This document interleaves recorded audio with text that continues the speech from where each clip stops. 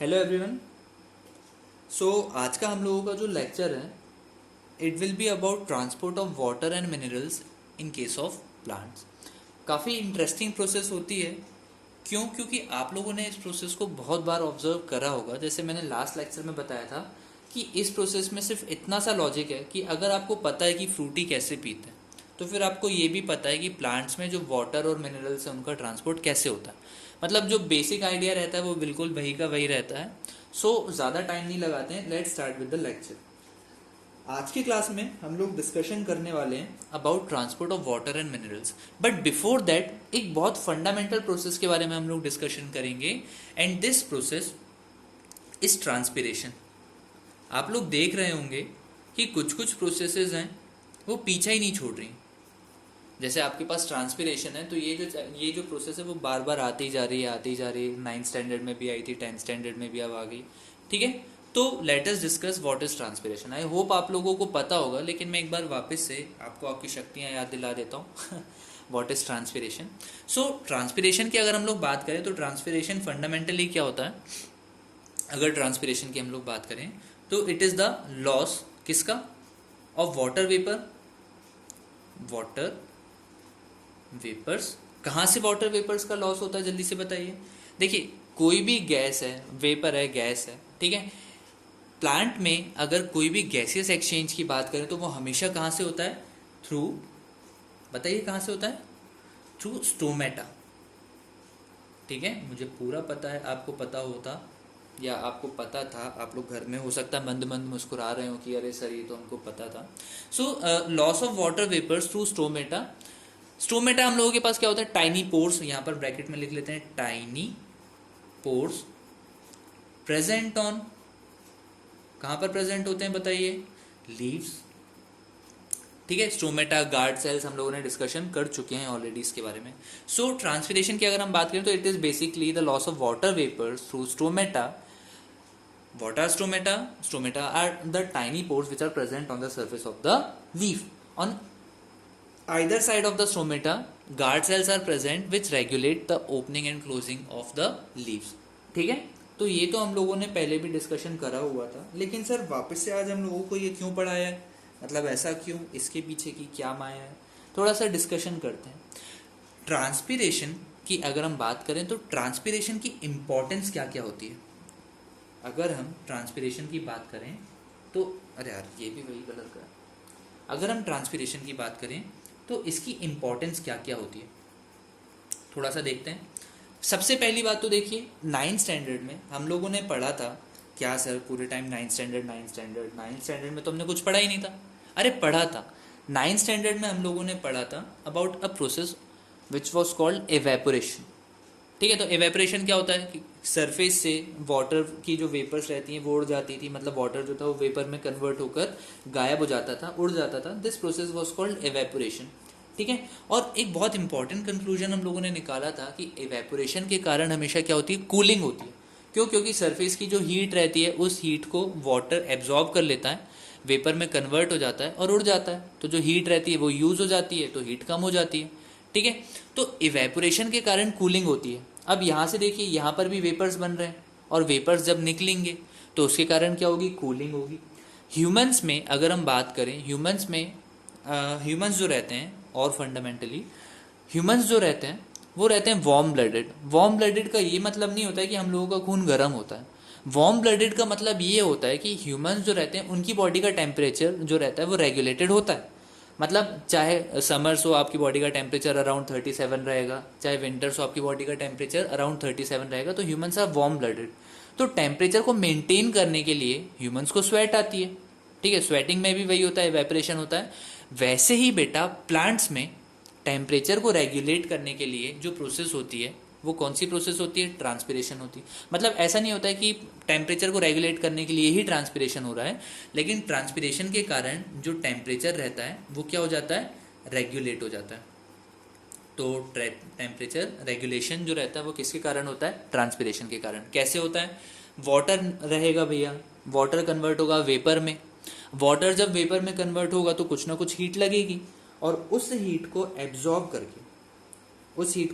करके वाटर जो रहेगा वो वेपर में कन्वर्ट हो जाएगा और वेपर बाहर निकल जाएंगे।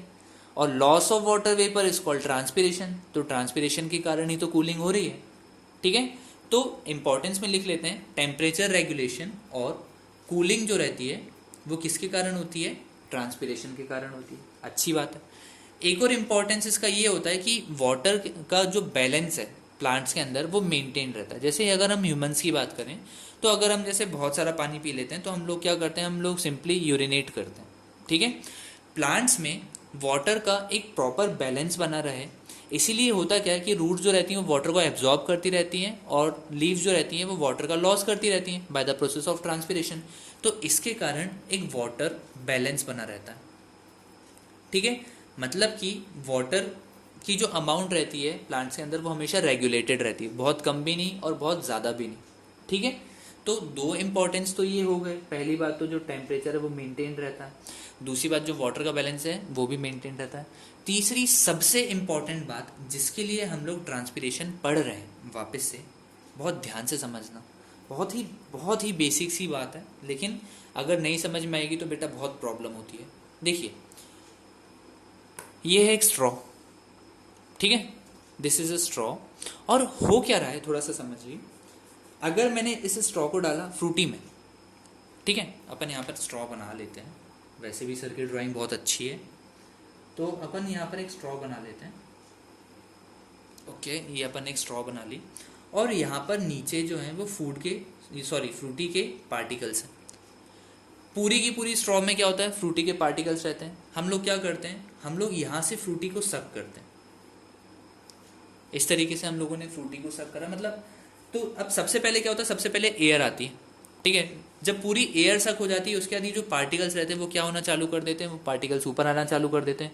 फिर आपने और सक करा तो यहाँ के जो पार्टिकल्स रहेंगे वो आपके माउथ में चले जाएंगे और नीचे वाले जो पार्टिकल्स हैं वो ऊपर आते जाएंगे। तो आप जैसे जैसे सक करते जाएंगे वैसे वैसे आपके माउथ में क्या आती जाएगी, फ्रूटी आती जाएगी। हाँ, एक टाइम के बाद ख़त्म हो जाएगी, ऐसा नहीं रहेगा ज़िंदगी भर फ्रूटी आती रहेगी। तो सबसे पहले देखिए यहाँ पर हो क्या रहा है, जब आप ऊपर से फोर्स अप्लाई कर रहे हैं तो यहाँ के पार्टिकल्स डिस्प्लेस हो रहे हैं, यहाँ के पार्टिकल्स डिस्प्लेस हो रहे हैं तो जो नीचे वाले पार्टिकल्स हैं वो ऊपर आ रहे हैं। फिर आपने और सब करा तो यहाँ के जो पार्टिकल्स ऊपर आ गए थे वो भी चले गए, तो और नीचे के जो पार्टिकल्स हैं वो ऊपर आते जाएंगे, ऊपर आते जाएंगे, ऊपर आते जाएंगे, यही होता रहेगा। अब एग्जैक्टली यही का यही किस में होता है, प्लांट्स में होता है। कैसे होता है, देखिए यहाँ पर हम लोगों ने बना दी एक सुंदर सी लीफ, ठीक है। अब यहाँ पर एक लीफ बनाई, हो क्या रहा है ध्यान से समझिए। लीफ के ऊपर टाइनी पोर्स हैं, these pores are called stomata, आप लोग जानते हैं ये बात। अब स्टोमेटा से जैसे जैसे वाटर वेपर्स निकलते जाएंगे, ध्यान से, स्टोमेटा से जैसे जैसे वाटर वेपर्स निकलते जाएंगे वैसे वैसे क्या होगा, नीचे का जो वाटर है वो धीरे धीरे धीरे धीरे क्या होने लगेगा, ऊपर आने लगेगा। समझ रहे हैं? देखिए होता क्या है, हम लोगों के पास एक टर्म होती है विच इज कॉल्ड प्रेशर, ठीक है। तो प्रेशर हम लोगों के पास, अगर हम लोग बात करें फिजिक्स में, तो pressure is the force applied per unit area. लेकिन अभी बायोलॉजी चल रहा है, यहाँ पर थोड़ा सा ध्यान दीजिए। प्रेशर यहाँ पर वैसे बायोलॉजी में भी वो होता है, लेकिन वही होता है। लेकिन अगर हम बात करें किसकी, बायोलॉजी में, इस कॉन्सेप्ट की, ट्रांसपिरेशन की, तो इसमें नेगेटिव प्रेशर बनता है। Now sir what is negative pressure? In general pressure जो रहता है वो डाउनवर्ड डायरेक्शन में लगता है, मतलब फोर्स जो रहती है वो डाउनवर्ड डायरेक्शन में लगती है। लेकिन यहाँ पर क्या हो रहा है, यहाँ पर जब वाटर यहाँ से इवेपोरेट हो रहा है तो जो फोर्स लग रही है वो अपवर्ड डायरेक्शन में लग रही है।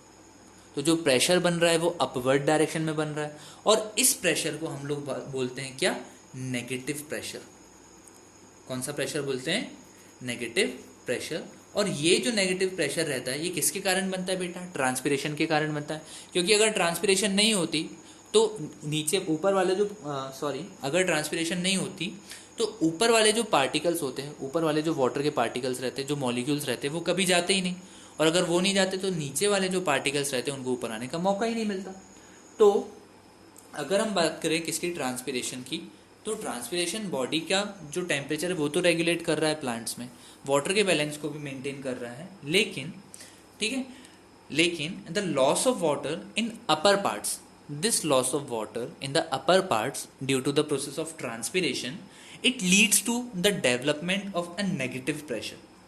ठीक है। now what is negative pressure? Negative pressure is simply pressure in the upward direction. ठीक है, इतना समझ में आया? तो नेगेटिव प्रेशर हम लोगों के पास क्या होता है, सिंपली प्रेशर ही होता है, लेकिन किस डायरेक्शन में, अपवर्ड डायरेक्शन में। अब आगे क्या होगा बेटा, अब तो कॉन्सेप्ट ही खत्म हो गया। अब क्या होगा, जैसे जैसे नेगेटिव प्रेशर बनते जाएगा वैसे वैसे जो वाटर होगा वो क्या होता जाएगा, ऊपर आते जाएगा, सिंपल। तो अगर आपको ट्रांसपिरेशन समझ में आ गया, ट्रांसपिरेशन की इंपॉर्टेंस समझ में आ गई, तो आने वाला जो लेक्चर है जिसमें हम लोग डिस्कशन करेंगे about transport of water and minerals, वो आपको ऐसे समझ में आ जाएगा। ठीक है, एक बार वापस से, ट्रांसपिरेशन क्या होता है? Transpiration is simply the loss of water in the vapour form through tiny pores which are present on the surface of leaf and these pores are called stromata. ठीक है, ट्रांसपिरेशन के कारण क्या होता है बेटा? ट्रांसपिरेशन भी एक टाइप का इवेपोरेशन ही है। अब इवेपोरेशन होगा तो कूलिंग होगी, कूलिंग होगी तो बॉडी का जो टेम्परेचर है वो रेगुलेट रहेगा। इसीलिए होता क्या है, ट्रांसपिरेशन के कारण प्लांट्स का जो टेम्परेचर रहता है वो रेगुलेट रहता है, तो बॉडी जो रहती है वो ठंडी रहती है। दूसरी बात, ऐसा नहीं रहता कि पानी जो रहता है वो प्लांट्स के अंदर इकट्ठा हो गया, वाटर जो है वो प्लांट्स के अंदर इकट्ठा हो गया, पूरा आपने एक पिन लगाई तो वो बलून बन के फूट गया, ऐसा नहीं होता। ठीक है, वाटर का जो बैलेंस रहता है वो मेंटेन रहता है, मतलब नीचे से वाटर आते जाता है और ऊपर से वाटर निकलते जाता है। तीसरी सबसे इंपॉर्टेंट चीज़ ये है कि जैसे जैसे ऊपर वाले पार्ट से वाटर निकलते जाता है, जैसे जैसे ऊपर वाले पार्ट से वाटर निकलते जाता है वैसे वैसे यहाँ पर एक अपवर्ड डायरेक्शन में फोर्स लगना चालू हो जाती है। अगर ऊपर से वाटर निकलते जाएगा, जैसे ये वाटर का ऊपर वाला पार्टिकल है और ये जो वाटर का नीचे वाला पार्टिकल है, ऊपर वाला पार्टिकल अगर जाते जाएगा तो नीचे वाला जो पार्टिकल है वो अपने आप ऊपर आने लगेगा। ठीक है, मतलब अपवर्ड डायरेक्शन में एक force and hence a pressure जो है वो डेवलप हो जाता है, and this pressure is called negative pressure. Why this is called negative pressure? Because ये कौन से डायरेक्शन में लग रहा है, अपवर्ड डायरेक्शन में लग रहा है। तो ट्रांसपिरेशन के कारण ही किसका डेवलपमेंट होता है, नेगेटिव प्रेशर का डेवलपमेंट होता है। और इसी नेगेटिव प्रेशर के कारण जो वाटर और मिनरल्स रहते हैं वो ऊपर जा पाते हैं। ठीक है, कैसे जा पाते हैं, it will be discussed in our next lecture. ठीक है, सो आई होप आप लोगों को ये लेक्चर समझ में आया होगा। Thank you.